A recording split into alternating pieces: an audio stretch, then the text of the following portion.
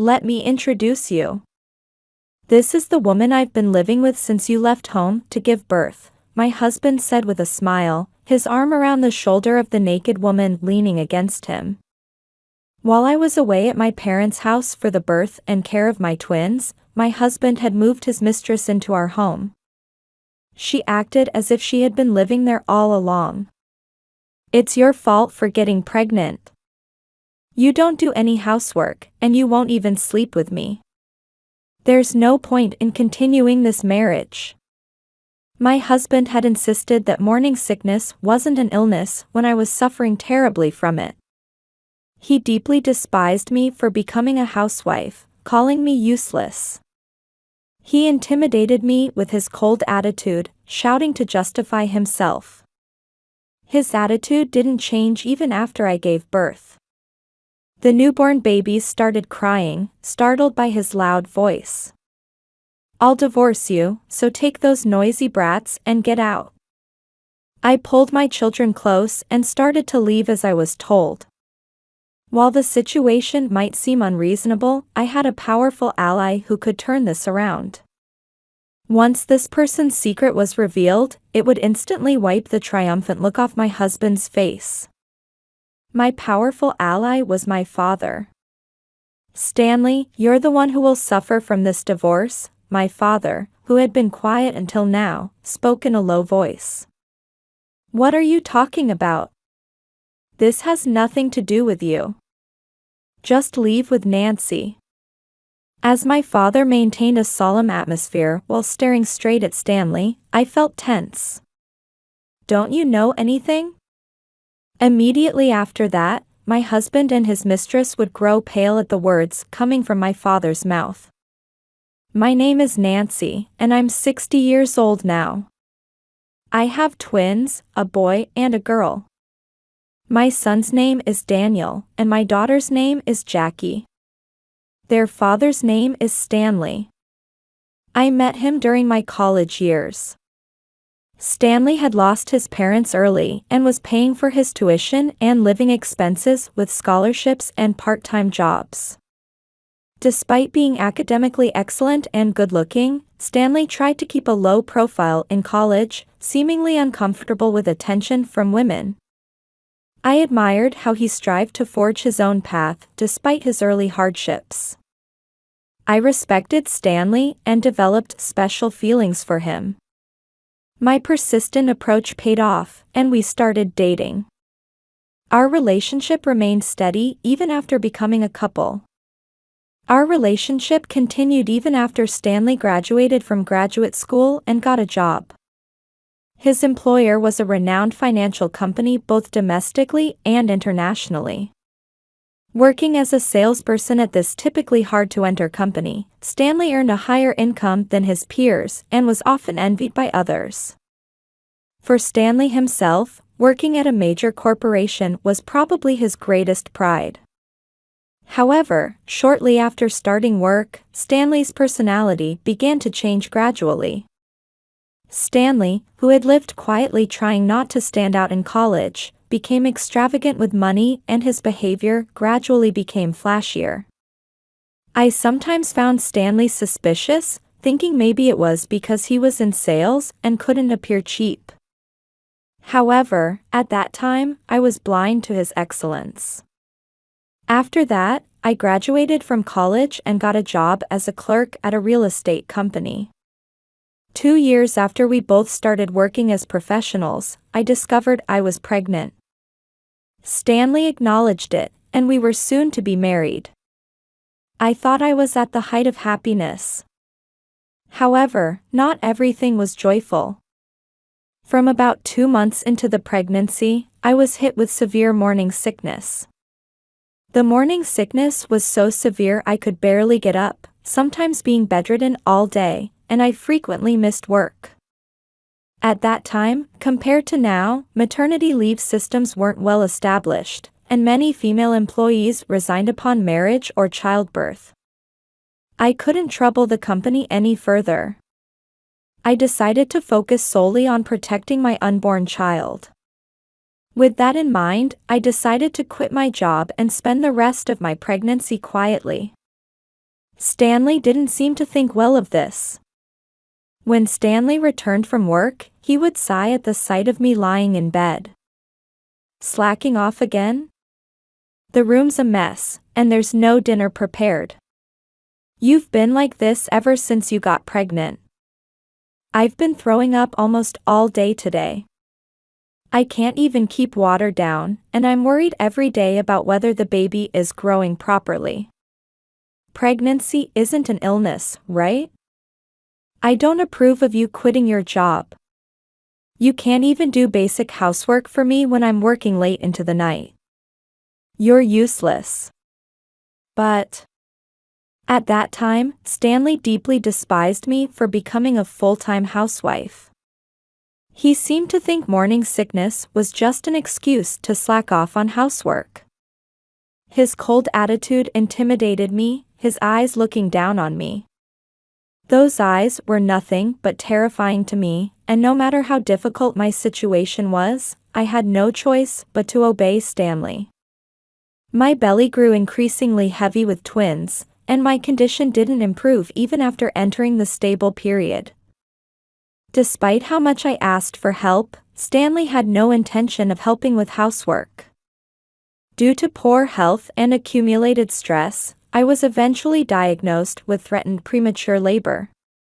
After consulting with my doctor, I decided to return to my parents' home for rest and care.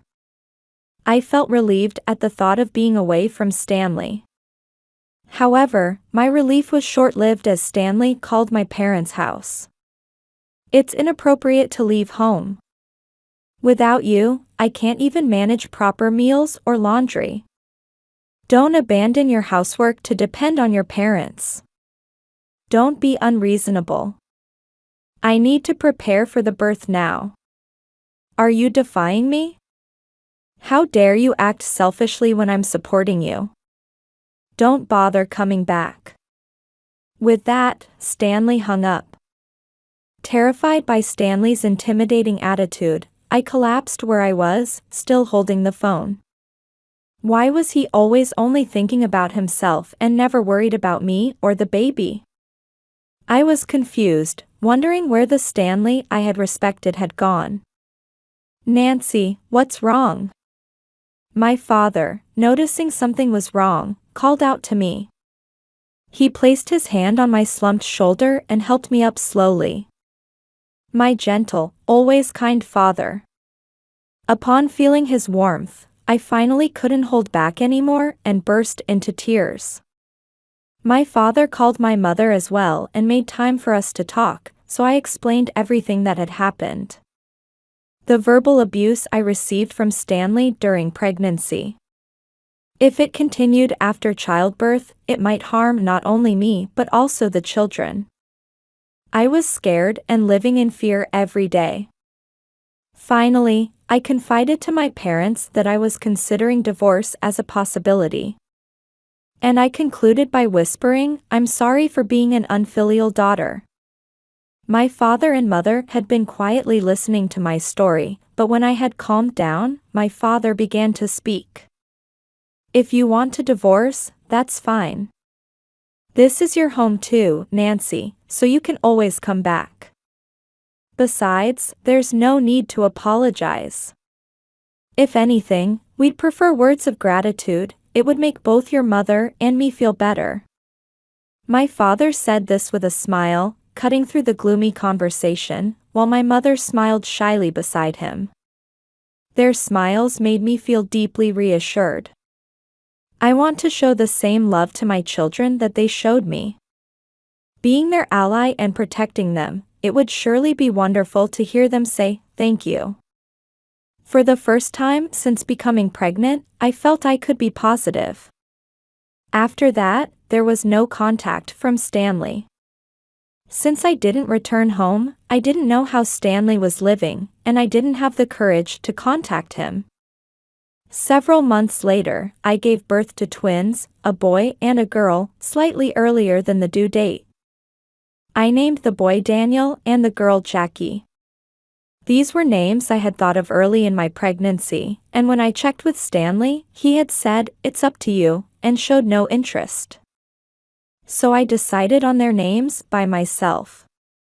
My parents liked the names too and called their grandchildren's names with affection. My father called Stanley to inform him of the birth, but apparently Stanley declined to visit, saying he was too busy with work. My first experience with childcare, and suddenly with two babies. Even now, I think I couldn't have raised these children alone without my parents' help. Even after a month since the birth, Stanley never came to see the children. I had planned to return to the house where Stanley lived after the first month postpartum, and my father had supposedly conveyed this to Stanley. However, Stanley never came to pick us up. With no choice, I rode in my father's car with Daniel and Jackie to return to our home where Stanley was. I was a bit afraid to meet Stanley after so long, but I thought he wouldn't be cold since my father was with me today. And maybe, just maybe, seeing the children would bring out Stanley's paternal side. With such faint hope, I stood at the entrance holding Jackie while my father held Daniel. When I nervously opened the door, there was something I never imagined. Next to Stanley's leather shoes was a pair of high heels. Shoes I would never have worn while pregnant. These shoes weren't mine. I was stunned. The presence of these shoes meant Stanley was now in the house with a woman. Not understanding what was happening, I stumbled into the house. "Wait, Nancy." My father seemed to sense something and tried to stop me from being drawn into the house, but it was too late. When I opened the living room door, Stanley and a young woman, presumably the owner of the high heels, were sitting close together. Their discarded clothes were scattered around them. Nancy. The naked couple before me was surprised by my appearance. Their gesture of hurriedly gathering their clothes to cover themselves was pathetic. To prevent the children from seeing this scene, I covered Jackie's eyes. "Stanley, what's going on? Have you betrayed me and the children?" As I questioned them forcefully, my father slowly approached behind me, still holding Daniel. Stanley and his lover, initially surprised by the sudden event, looked at each other and then, showing no signs of remorse, began laughing as if they had nothing to be ashamed of. "Let me introduce you. This is Harriet, my junior at work. We've been living together here since you went to your parents' house." The woman called Harriet had a cute appearance and looked at me with her beautifully shaped eyes. This was one room in the apartment where Stanley had started living after getting his job. I had moved in after our marriage, but Harriet acted as if she had been living there all along. Despite this being our first meeting, Harriet boldly spoke sarcastically to me. "I'm sorry, but as I listened to Stanley's complaints about how his wife never did anything around the house, we ended up in this relationship. But it's your fault. You abandoned such a wonderful man, using pregnancy as an excuse. I didn't even want to get married yet in the first place. I wanted to aim higher in my career and have more fun. It's your fault for getting pregnant. You got pregnant, then you stopped doing housework and wouldn't even sleep with me. What's the point in continuing such a marriage?" As Stanley angrily confronted me, trying to justify himself, Daniel and Jackie started crying, startled by his loud voice. Stanley irritably covered his ears and glared at us. "Ah, shut up. This is why I hate children. I'll give you a divorce, so take those noisy brats and get out." "That's right. This is our home now." Stanley embraced Harriet's shoulder as she leaned against him, with an expression of contentment. The sight of their love was like a painting, and standing before that painting, I felt tears about to spill from my eyes. "You should be holding your newborn children, not her." Even though I wanted to express my anger, the words wouldn't come out properly. My weakened postpartum mental state and the shocking events before me were dulling my thought processes. I hugged the crying Jackie tightly in my arms and turned my back on Stanley, preparing to leave as I was told. "Dad, let's go." I called out to my father and started heading toward the entrance when it happened. "Wait. Stanley, you're the one who will suffer from this divorce." My father, who had been quiet until now, began speaking in a low voice. It was a tone I could never have imagined from my usually gentle-speaking father. While emanating a solemn atmosphere, he stared straight at Stanley. "What are you talking about? This has nothing to do with you, so please leave with Nancy. You two work at the same company, is that correct?" "That's right. We work at an excellent major corporation. It's a company that an old man like you could never dream of working for." "I see, so it's workplace adultery, that's what this is." My father was questioning Stanley, as if confirming each point one by one. He seemed completely unaffected by Harriet's snide remarks. Perhaps stressed by my father's attitude, Stanley lost his patience. "What's your deal? If you have something to say, just say it clearly. Don't you know anything? I'm glad I brought my business card today."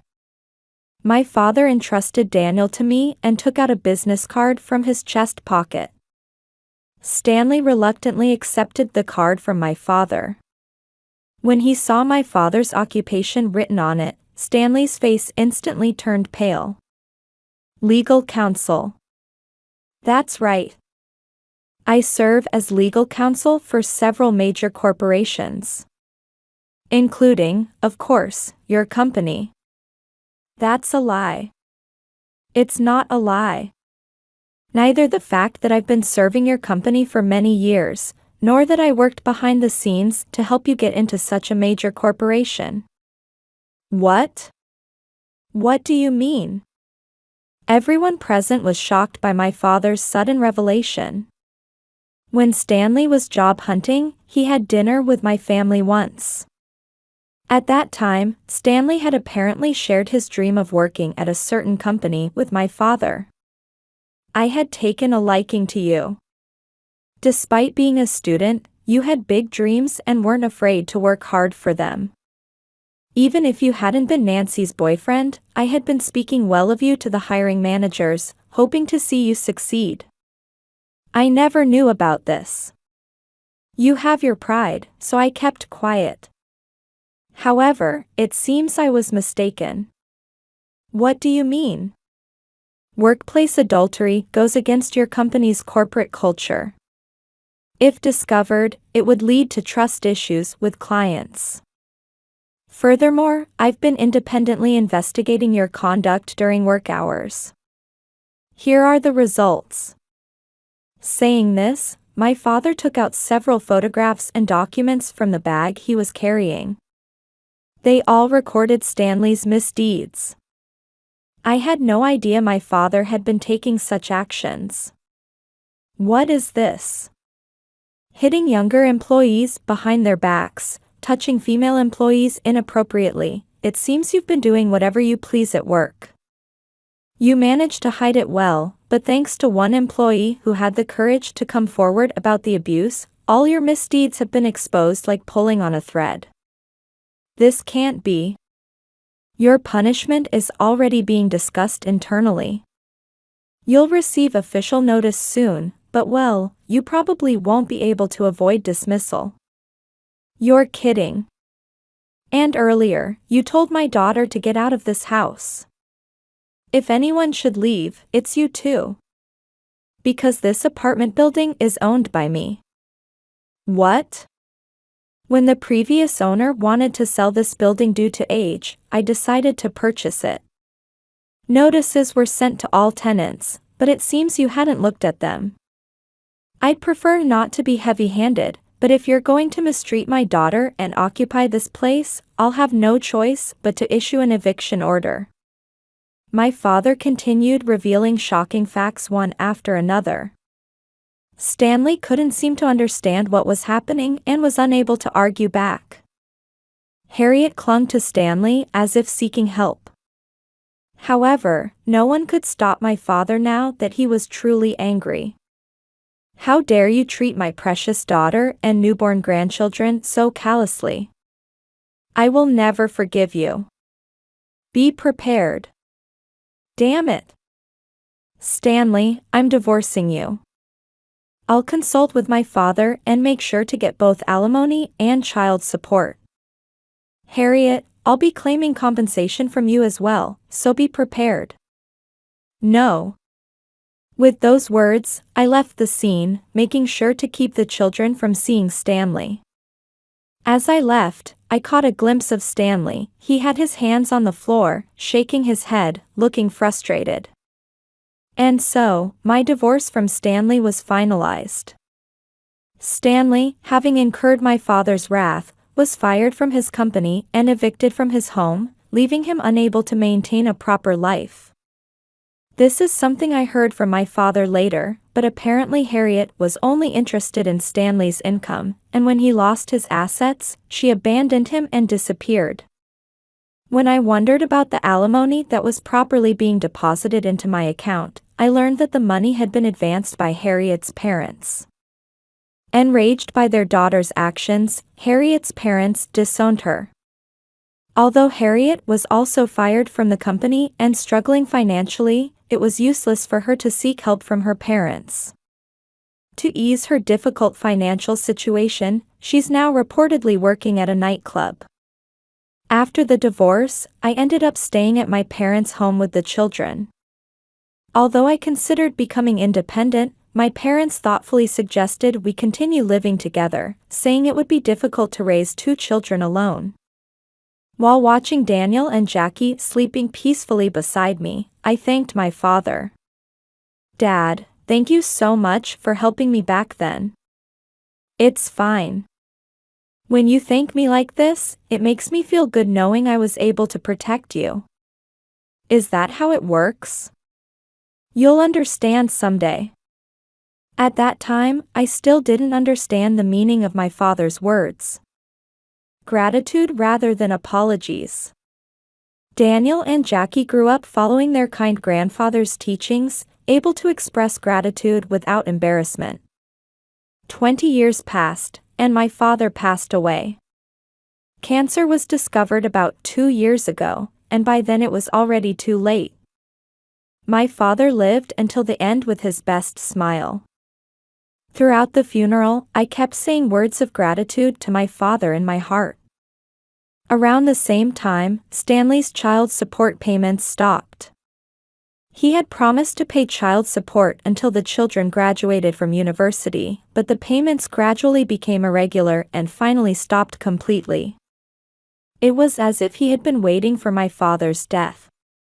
Contact was also lost, and I had no idea where he was or what he was doing.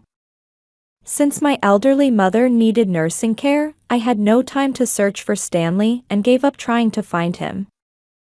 Fortunately, thanks to the substantial inheritance my father left behind, I was able to send Daniel and Jackie to university to pursue their dreams. 10 years after Stanley went missing, Daniel and Jackie were already 30 years old.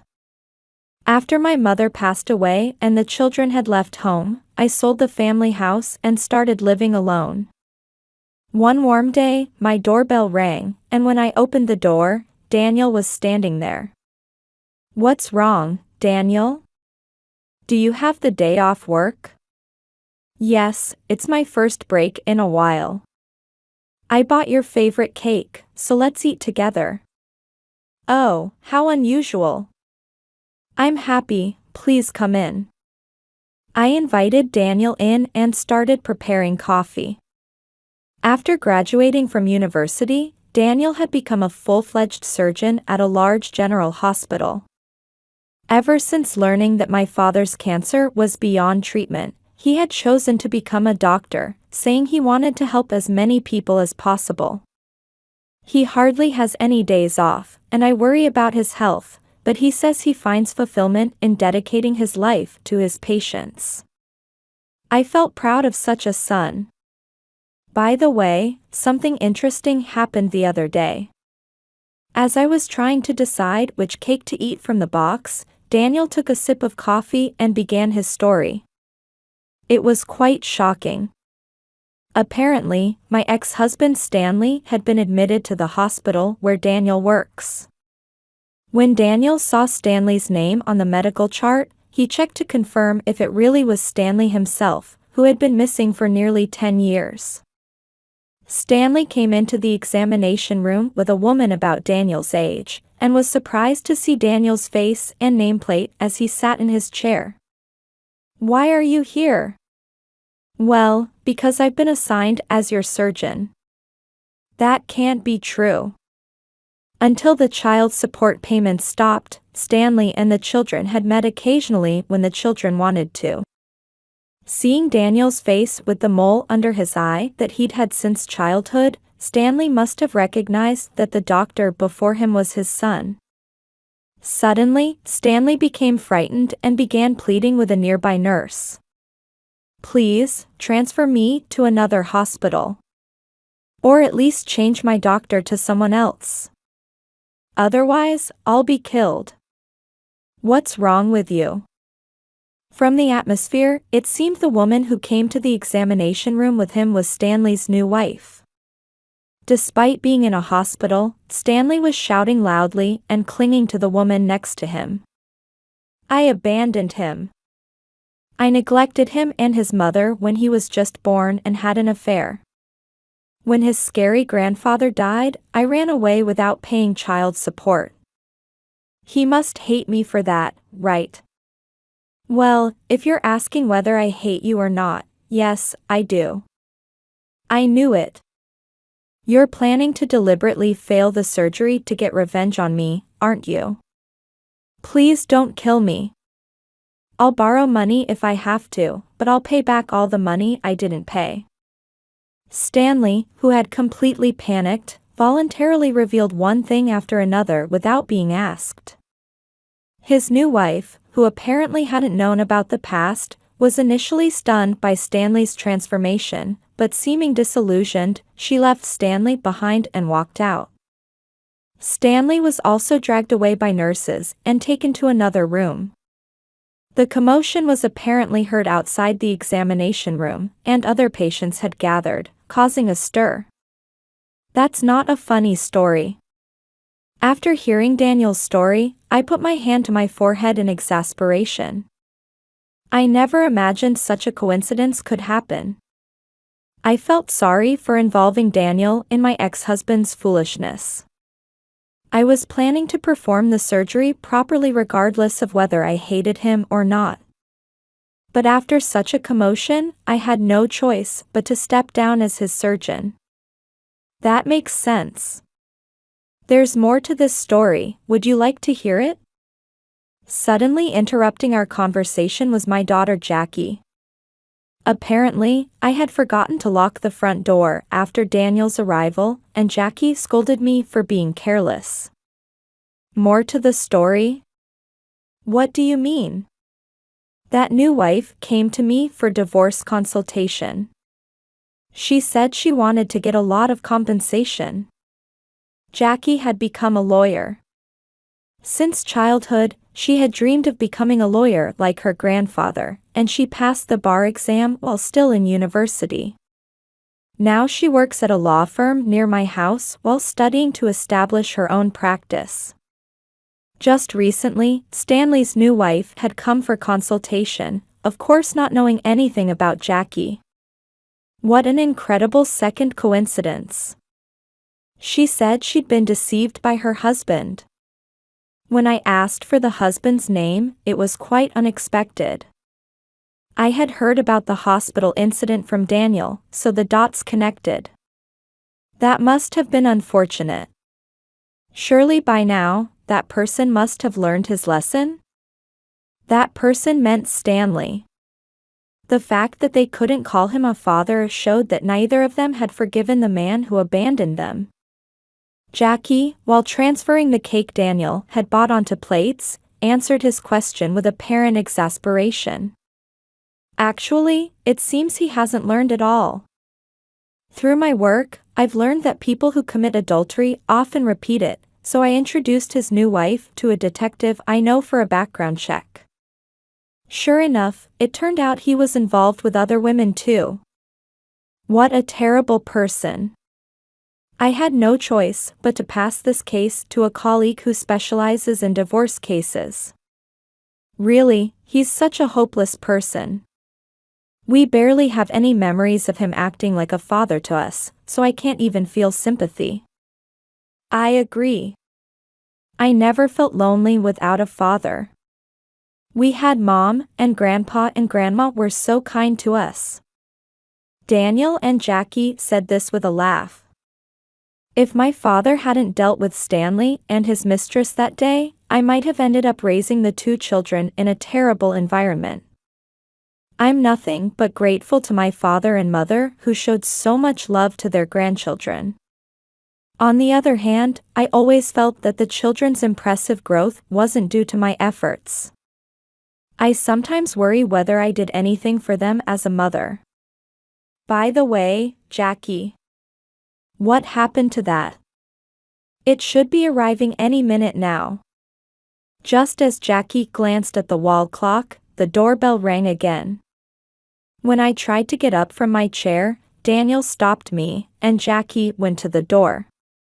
Daniel was grinning at me as I wondered what was going on. When Jackie returned to the room, she had a bouquet of bright red carnations in her hands. Daniel and Jackie looked at each other, smiled, and said in twin-like unison that today was a day to thank Mom.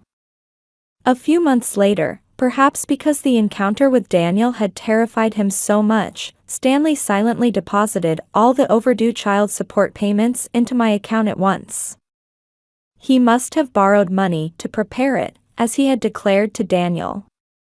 While Stanley's surgery was successful, he was apparently treated like a hot potato in the hospital until the day of his discharge due to his dramatic behavior. Daniel said he'd never had a patient like that before. After being discharged, Stanley experienced even more hellish experiences. His new wife was not only enraged about being lied to by Stanley but also about his relationships with other women, and she demanded substantial compensation. Stanley reportedly borrowed money again and paid this in full as well. When Stanley, now struggling financially, tried to move in with one of the women he had been involved with, that woman disappeared, not wanting to be involved in troublesome matters. After losing everything, all Stanley had left was massive debt. He would surely spend his later years in empty loneliness. But that was the result of his own actions, so it's none of my concern. Several years have passed, and Daniel and Jackie have each met wonderful people and gotten married. Cute grandchildren have been born, and they sometimes come to visit me. I'm spending a happy retirement surrounded by my beloved family, grateful for these days.